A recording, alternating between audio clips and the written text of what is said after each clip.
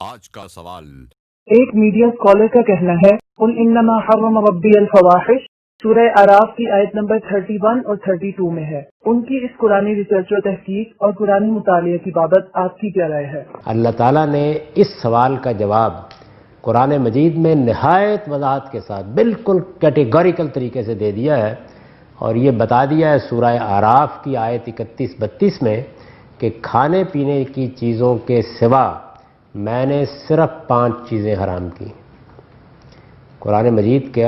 الفاظ یہ کل انما حرم ربی،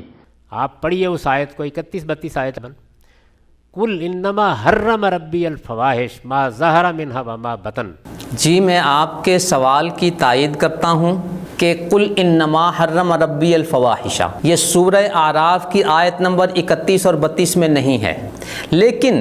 میں اپنے میڈیا اسکالر کے کانفیڈنس کی داد دیتا ہوں کہ وہ غلط حوالہ بھی اس 2 ٹوک انداز میں پیش کرتے ہیں کہ سننے والا یہ سمجھتا ہے کہ وہ بالکل صحیح حوالہ دے رہے ہیں۔ حوالے کی حیثیت 2 اور 2 4 کی ہوتی ہے، اس میں کوئی اختلاف رائے کی گنجائش نہیں ہے۔ ہم اپنے سامعین سے گزارش کرتے ہیں کہ آپ قرآن کریم کھولیں اور سورہ اعراف کی آیت نمبر 31 اور 32 دیکھ لیں۔ اگر ان میں قل انما حرم ربی الفواحش ہے تو موصوف میڈیا اسکالر کا حوالہ درست ہے، اور اگر ان 2 آیتوں میں قل انما حرم ربی الفواحش نہیں ہے تو میڈیا اسکالر کا حوالہ غلط ہے۔ تعجب تو یہ ہے کہ اپنے سننے والوں پر ایک اثر ڈالنے کے لیے غلط آیتوں کے نمبر پیش کر دیے جاتے ہیں کہ جو مجھے یہ نمبر بھی یاد ہیں، میری قرآنی ریسرچ یہ کہتی ہے، میرا قرآنی مطالعہ یہ کہتا ہے، لیکن اس بات کا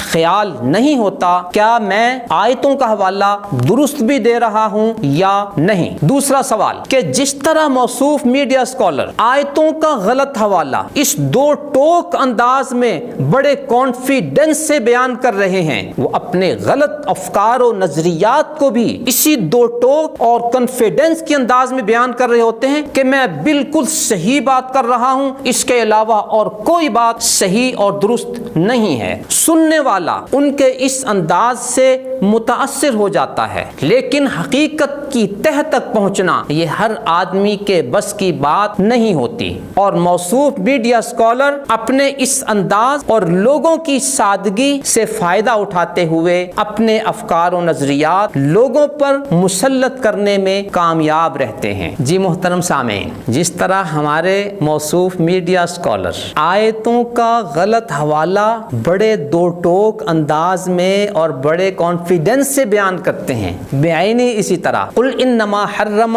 ربی الفواحش میں 5 چیزوں کی حرمت اور ان کے علاوہ ہر چیز کے حلال ہونے پر جو استنباط اور استنتاج کر رہے ہیں، اس استنباط کی حقیقت بھی اس غلط حوالے سے زیادہ حقیقت پر مبنی نہیں ہے۔ الغرض میں آپ کو ایک جرنل لوکیشن بتا رہا ہوں کہ وہ اپنی گفتگو اس 2 ٹوک انداز میں کر رہے ہوتے ہیں کہ اپنے افکار و نظریات کو 100% اسلام کی صحیح ترجمانی بنا کر پیش کر رہے ہوتے ہیں، جبکہ ابھی ہم نے ان کے چند افکار و نظریات پر گفتگو کی ہے اور آپ پر یہ حقیقت واضح ہونا شروع ہو گئی ہے کہ ان کے موقف میں کتنا علمی وزن ہوتا ہے، ان کا موقف کتنا ایتھینٹک ہوتا ہے، ان کا موقف کتنا قرآنی اور نبوی احادیث کے مطالعے پر مبنی ہوتا ہے۔ یہ صورتحال آپ پر واضح ہو رہی ہے، لہٰذا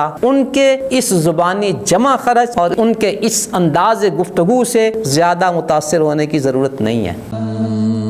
نظروا للطيبة ونور طه يسطعون